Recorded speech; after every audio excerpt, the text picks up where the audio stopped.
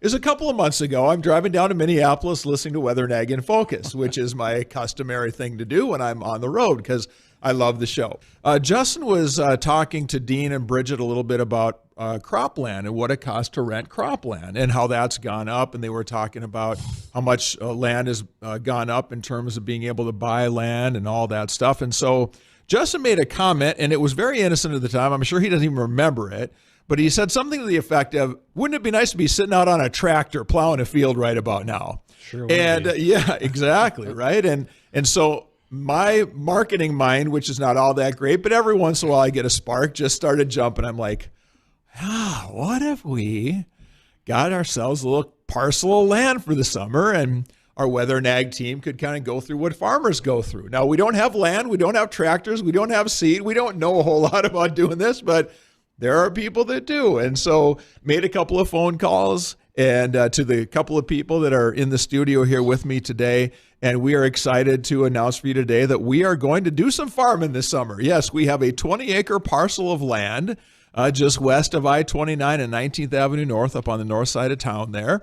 And we are going to plant 20 acres of soybeans this year with the help of a friend of mine who I've known for a long time and a successful local farmer by the name of Jim Euland. And I called Jim and I said, okay, Jim, you're going to laugh, but I have an idea. And he laughed at me for a little bit. And he said, I might be able to help you out. I said, okay, here's the thing, Jim. I'm going to need somebody that can also provide the machinery and the know-how because we need to live vicariously through you on this thing. And he said, absolutely. So we were able to put together a little agreement between us to have him rent us some land as well as the machinery and the know-how that we need to put a crop in. And what I think is going to be really fun is that we are going to be watching the weather forecast in a different way than we typically do because it's our soybeans that we want to get rain and we don't want the pests and the weeds and all that stuff. And so we're going to go through a lot of the same things that farmers do as we do this ourselves. How do we decide what to plant? How do we cover our costs? What can we get for a good crop? And then,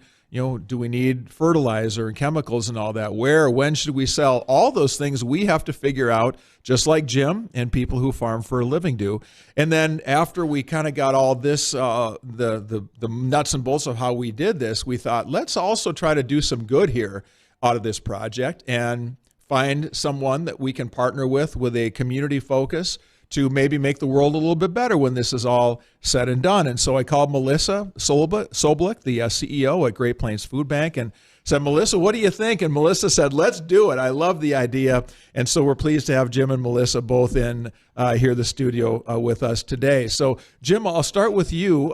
Tell us a little bit about kind of your perspective on this. And I know you had a couple of things that were rolling around in your mind about why you think this would be a good project too. Tell us a little bit about that.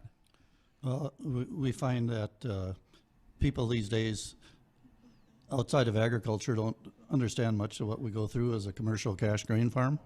They think, things just appear and, there's chemicals and people are they say they believe science, but when stuff on the farm is proven scientifically safe, majority of the population doesn't seem to agree with that anymore. So it's kind of, we believe that the consumer should be much more informed the way we are raising crops because our own families eat it. We're trying to be very safe with what we do and make it as healthy as possible.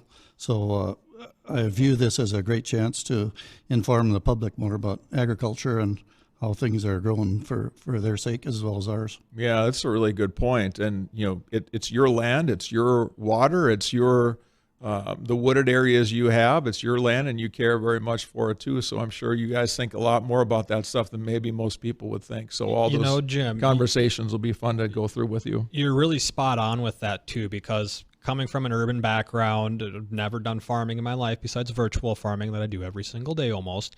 But that is a big thing. When you say that there's a misconception of how safe or proven that this is okay to do, the general public just doesn't seem to latch onto that. We've had a lot of guests on that have come on and said basically the same thing. Hey, if you're looking for information, ask a farmer. Don't believe everything you read on the internet.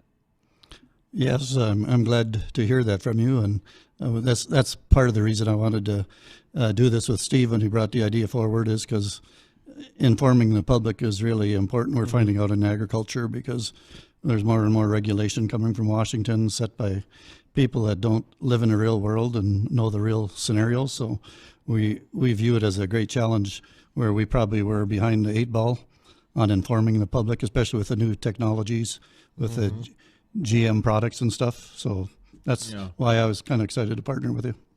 Well, we're excited for your involvement, Jim, and it's going to be fun to have you kind of laughing at us maybe a little bit during the summer and teaching us a few things as well.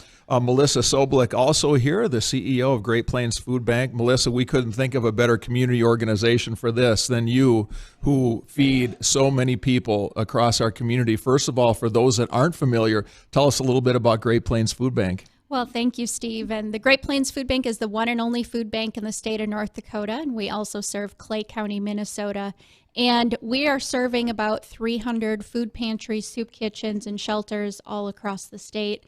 Last year was our second highest year ever in our history, where we reached 1 in 6 North Dakotans. So 138,000 people needed food assistance last year. And when Steve reached out with this idea, it was a no-brainer. I said, absolutely, let's be involved with it, because North Dakota is known for feeding the world and growing food to feed the world. So let's also make sure that we're taking care of our North Dakota neighbors. And you're a farm kid yourself, so this is right up your alley. Yeah, I was just sharing with Steve and Jim. I grew up on a farm just outside of Courtney, North Dakota, and we did wheat, sunflowers, and barley. And this is exciting. I'm even thinking about getting my hands a little dirty. And Jim, you might have someone sit out in the tractor with you. There you go.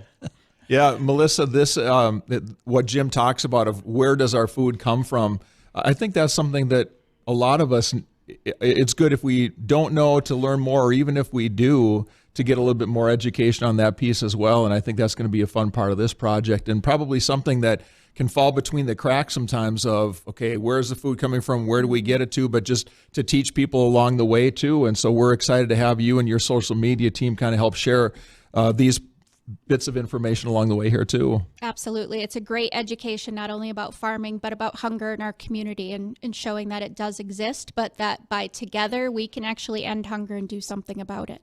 So a lot of you who are listening right now are thinking, okay, you're talking about showing, but this is a radio program. How's this going to work? Well, we think that a big part of the fun of this is going to be the video channel that we're going to be putting together this summer to chronicle the discussions, all the way from the crazy idea all the way to bringing the crop in and getting it to the elevator in the fall. And Michael Downs, who's our video coordinator, and Matt Lean, who's our social media and web coordinator, have been working behind the scenes putting some ideas together. And so we're going to create probably a weekly episode on video where we'll be going through all these conversations. What are we going to plant? Do we need crop insurance?